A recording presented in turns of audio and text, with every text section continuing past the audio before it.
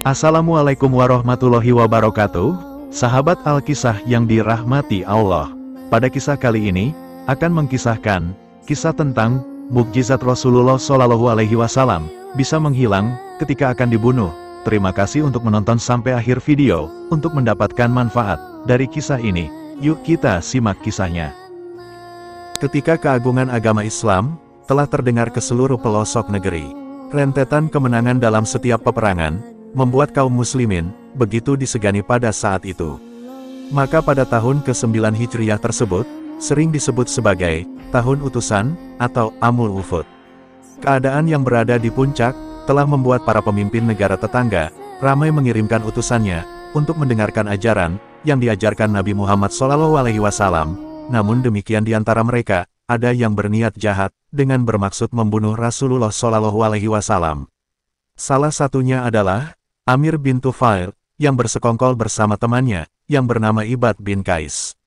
Amir bin Tufail ini merupakan utusan dari Bani Amir, yang telah lama tidak suka dengan ajaran Rasulullah SAW. Rencana busuk tersebut dilaksanakan keduanya dalam sebuah majelis yang dipimpin oleh Rasulullah.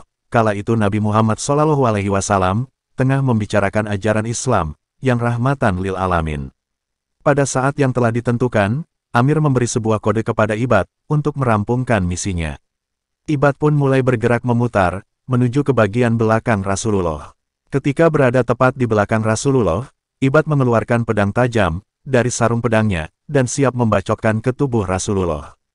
Namun, seketika itu juga Ibad hanya diam tercengang. Ia nampak bingung dengan pandangan matanya yang penuh ketidakpercayaan. Beberapa detik sebelumnya, ia melihat tubuh Rasulullah SAW, namun di detik-detik berikutnya, tubuh Rasulullah itu pun menghilang. Di sudut lain, Amir juga bingung dengan sikap Ibad, yang tak kunjung menghunuskan pedangnya.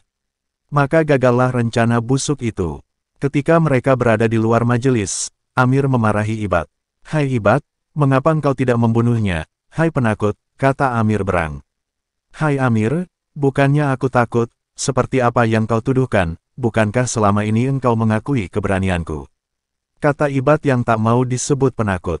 "Lalu, mengapa engkau tak jadi membunuh Muhammad?" ucap Amir, dengan kesal.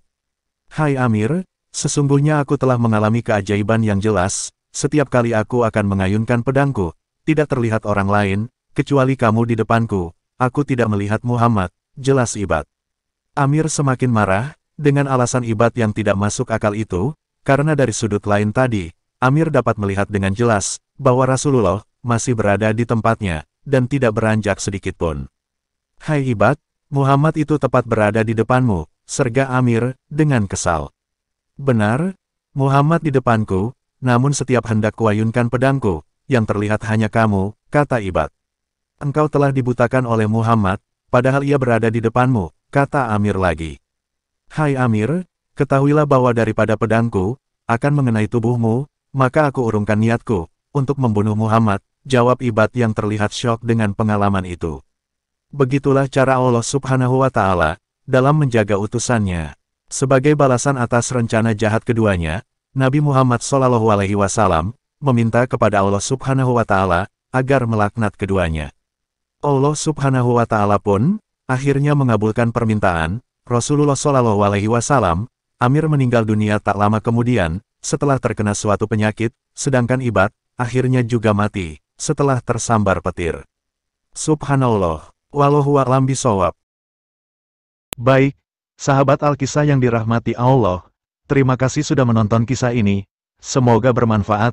Mohon maaf apabila ada kekurangan dan kesalahan dalam mengkisahkan kisah ini. Kebenaran hanya milik Allah Subhanahu wa Ta'ala. Jangan lupa untuk subscribe, like, komen, dan share. Tentunya, syukron.